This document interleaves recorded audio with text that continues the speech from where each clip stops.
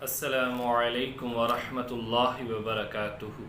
میرے عزیز سامعین و حاضرین، اللہ رب العزت سے دعا ہے کہ اللہ تعالیٰ آپ کو اپنے حفظ و امان میں رکھے۔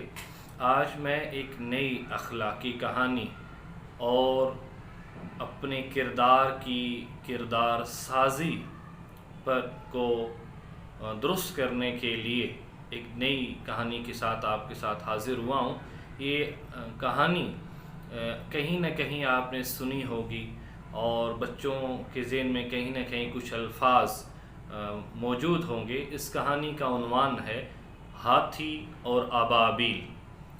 بچوں اور سامعین، یہ دیکھیں کہ اللہ رب العزت نے سورہ فیل کے اندر یہ واقعہ ارشاد فرمایا ہے، اور میں اس کو ایک کہانی کی صورت میں آپ کے روبرو لاتا ہوں کہ جو شخص تکبر کرتا ہے، جو شخص غرور کرتا ہے اور رب کے احکامات کے ساتھ، رب کی نشانیوں کے ساتھ ٹکر لیتا ہے، تو اللہ رب العزت اسے تباہ و برباد کر دیتے ہیں۔ ہم بظاہر رب کے منکر تو نہیں ہیں اور اس کے ساتھ شریک بھی نہیں ٹھہراتے، مگر تکبر کرنا تو صرف یہ رب کو زیبا دیتا ہے۔ اس نے تو اور کسی انسان کو یہ نہیں کہا کہ وہ تکبر کرے۔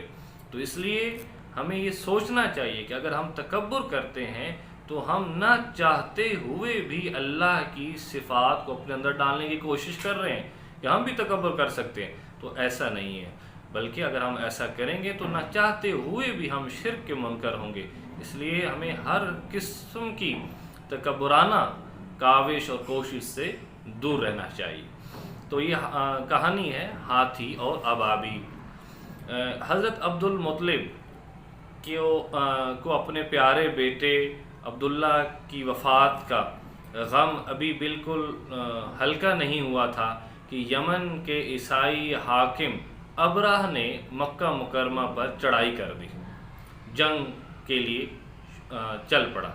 اس کا سبب یہ ہے کہ ابرہ نے کعبے کے مقابلے میں یمن کے شہر صنعا میں ایک عالی شان گرجا بنوایا تھا، عیسائی تھا، اور حکم جاری کیا تھا کہ لوگ اس گرجے کو کعبہ سمجھیں اور مکہ جانے کی بجائے اس گرجے میں جایا کریں۔ عربوں کو کعبے سے بڑی محبت تھی۔ ان کو ابرہ کے حکم پر سخت غصہ آیا۔ انہوں نے کسی سے چھپ کر ابرہ کے گرجا میں گندگی پھینک دی۔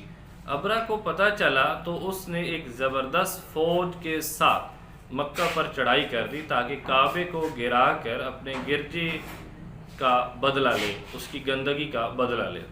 اس کی فوج کے ساتھ چند خوفناک ہاتھی بھی تھے۔ ابرہ کی فوج نے کعبے کے باہر ڈیرا ڈالا۔ وہاں عبد المطلب کے کچھ اونٹ جو ہے وہ چر رہے تھے۔ ابرہ کے لشکروں نے ان کو پکڑ لیا۔ عبد المطلب کو جب خبر ہوئی تو وہ ابرہ کے پاس گئے اور اس سے کہا، آپ کے آدمیوں نے میرے اونٹ پکڑ لیے ہیں، مہربانی کر کے وہ اونٹ مجھے لوٹا دے۔ اس کی بات سن کر ابرہ بہت حیران ہوا، کیونکہ اس کا خیال تھا کہ شاید عبد المطلب جو مکے کا سردار ہے وہ میرے پاس آئے گا اور درخواست کرے گا کہ آپ ہمیں بخش دیں اور چلے جائیں۔ اس نے کہا، اے قریش کے سردار، بڑی حیرت کی بات ہے کہ تم کو اپنے مقدس مقام کعبے کا تو کچھ خیال نہیں آیا اور اپنے چند اونٹوں کی فکر ہے۔ عبد المطلب اس کی بات سن کر ہنس پڑے اور کہا کہ ان اونٹوں کا مالک میں ہوں، اس لیے ان کو چھڑانے کے لیے آپ کے پاس آیا ہوں۔ اس گھر کعبے کا بھی ایک مالک ہے اور وہ خود اس کی حفاظت کرے گا۔ ابرہ نے طیش میں آ کر کہا، میں دیکھوں گا کہ کعبے کا مالک اس کو میرے ہاتھ سے کیسے بچاتا ہے۔ ہاں، تم اپنے اونٹ لے جاؤ۔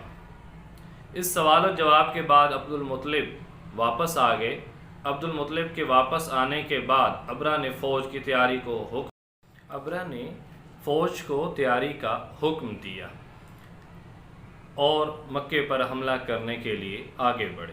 اس وقت ایک عجیب واقعہ پیش آیا کہ آسمان پر ابابیل پرندوں کے جھنڈ نمودار ہوئے، جن کی چونچوں میں پتھر کے کنکر تھے۔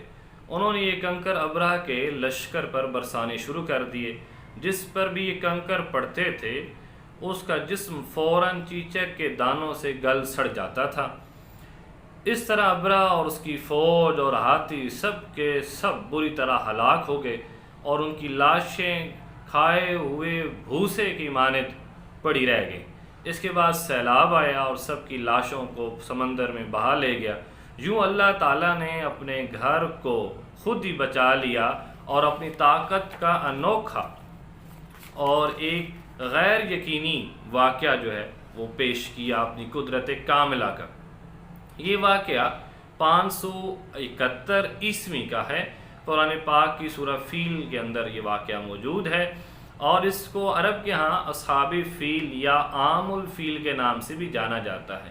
یہاں پر رک کر میں آپ کو یہ بھی بتا دوں کہ عبد المطلب حضور نبی کریم صلی اللہ علیہ وآلہ وسلم کے دادا جان تھے، اور ان کا یہ ایمان تھا کہ ایک رب جو ہے وہ اس گھر کا مالک ہے، اور اس کی جان ہمارا مال اس کے ہاتھ میں ہے، اور وہی ہمیں ایسے ظالموں سے بچائے گا۔ جب آپ کا ایک ایمان رب پر اتنا ہو جاتا ہے اور تکبر آپ کرنا چھوڑ دیتے ہیں تو پھر آپ کیا، ورنہ جو تکبر کرتا ہے اللہ پھر اس کا ابرہہ کی طرح جو ہے کہ چاہے اس کے پاس کتنا ہی مال و دولت، طاقت و طاقتور ہاتھی کیوں نہ ہو، اللہ ان سب کو نیست و نابود کر دیتا ہے۔